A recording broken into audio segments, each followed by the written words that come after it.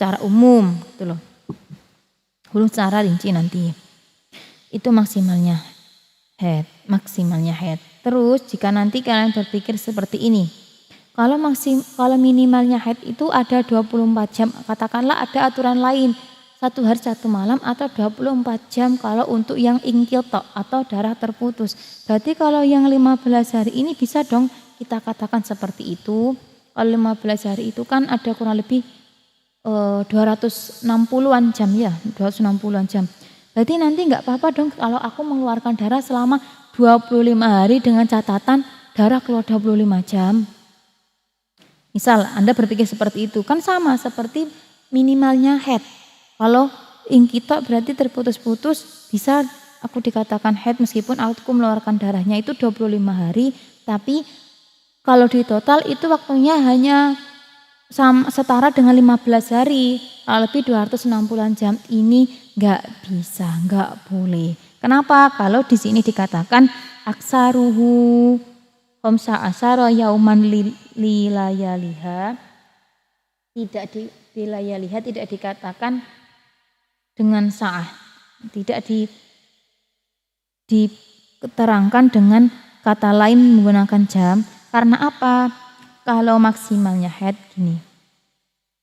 Selama kamu mengeluarkan, misal kamu tuh memang siklusnya darahnya terputus-putus atau tidak berkelanjutan, 1 hari hanya berapa jam, misal 1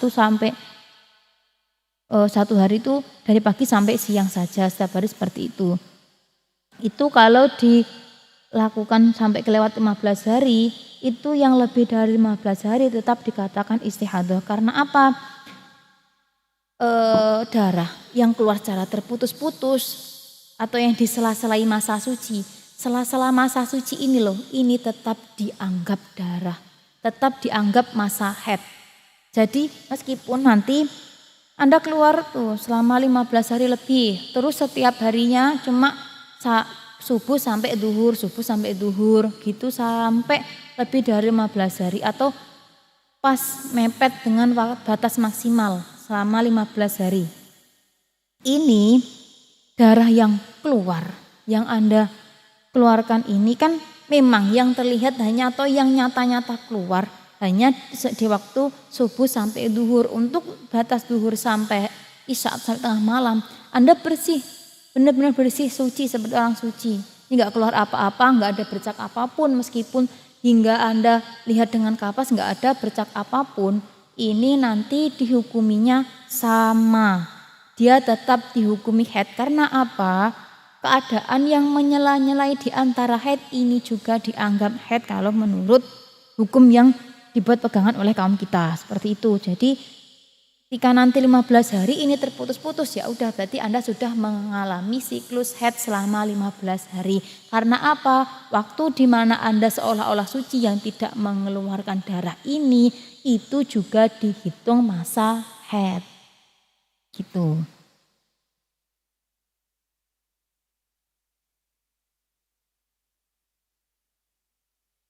Karena perhitungannya Anda sudah melebihi batas minimal haid, otomatis untuk melihat batas maksimalnya cara perhitungannya seperti itu, tidak bisa dibandingkan dengan jam seperti batas minimalnya haid, karena ini bukan, sudah perbedaan aturan, sudah kronologi sudah beda.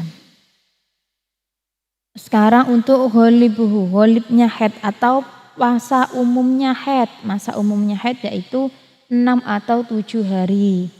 Jadi ini untuk umumnya, hanya pada umumnya saja. Jika kalian mengalami di selain 2 hari ini 6 atau 7 itu tidak masalah ya, selama kalian masih memenuhi syarat aqallul haidi. Jadi itu bisa dikatakan haid atau dengan catatan-catatan haid. Karena ini ghalib maksudnya umum, itu yang sering terjadi pada seseorang haidnya itu selama 6 hari atau 7 hari. Jadi otomatis kalau haidnya 6 hari, maka ini nanti kalau haidnya 6 hari, maka ini nanti batas sucinya dia adalah 24 hari. 24 hari atau 25 hari jika memang 1 bulan itu ada 31. Terus kalau dia mengalami siklus haidnya 7 hari, otomatis sucinya adalah 23 hari atau 24 hari. Itu menurut masanya haid.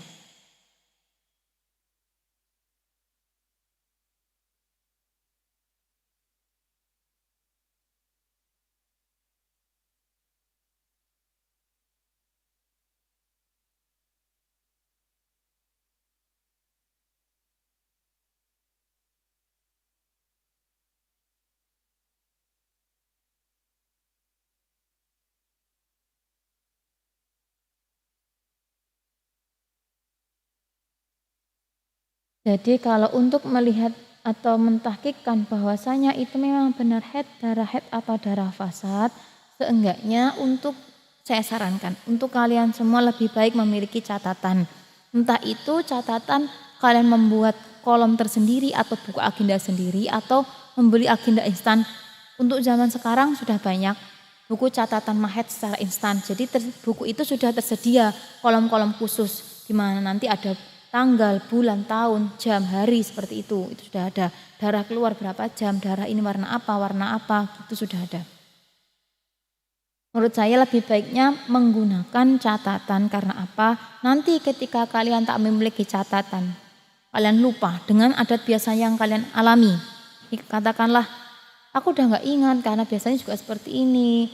Biasanya mungkin kalian mengalami siklus haid secara tidak teratur atau terjadi beberapa bulan sekali.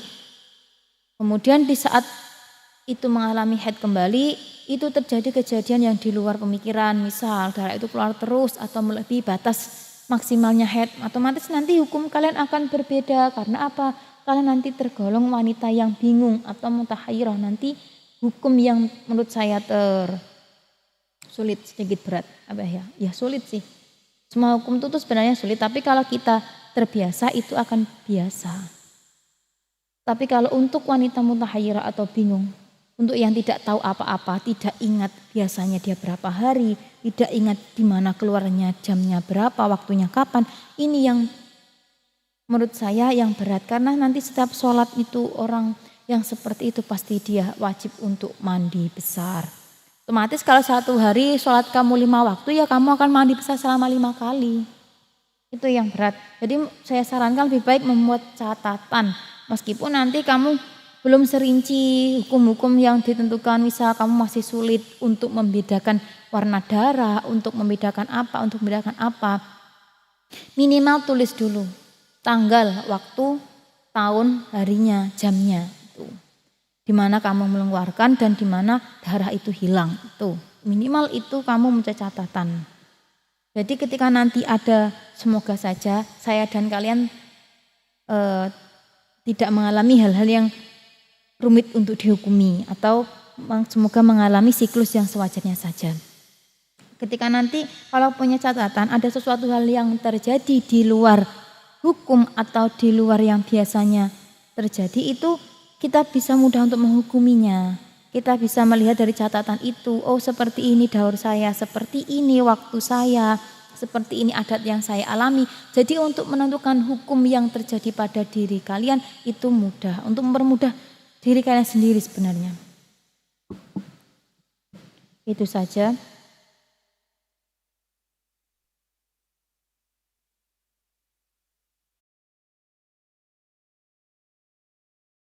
Itu yang saya sampaikan. Jadi ketika nanti ada dari apa yang kita pelajari hari ini sama-sama itu ada yang dipertanyakan atau ada yang masih belum dipaham, nanti bisa ditanyakan atau bisa kita bahas di pertemuan selanjutnya. Saya tekankan lagi, adanya saya di sini itu untuk belajar bersama dengan kalian. Sama, saya juga memperluas pemahaman saya, sama dengan kalian juga memperluas pemahaman kalian, hanya saja tempat dan lokasi kita yang berbeda. Jadi kita bisa saling bertukar pikiran atau saling sharing. Jadi ketika nanti ada hal yang saya baru tahu, mungkin kalian mengalami sesuatu yang itu tuh jarang orang-orang alami, kalian ingin sharing di sini, itu tidak masalah. Itu akan menambah pengalaman saya. Ketika nanti saya mampu untuk menjawab, maka akan saya jawab berdasarkan pengetahuan yang saya ketahui. Jika nanti saya belum bisa menjawab, maka itu akan menjadi PR bagi diri saya dan akan saya kaji ulang. Seperti itu. Dan saya tekankan lagi, tolong untuk kalian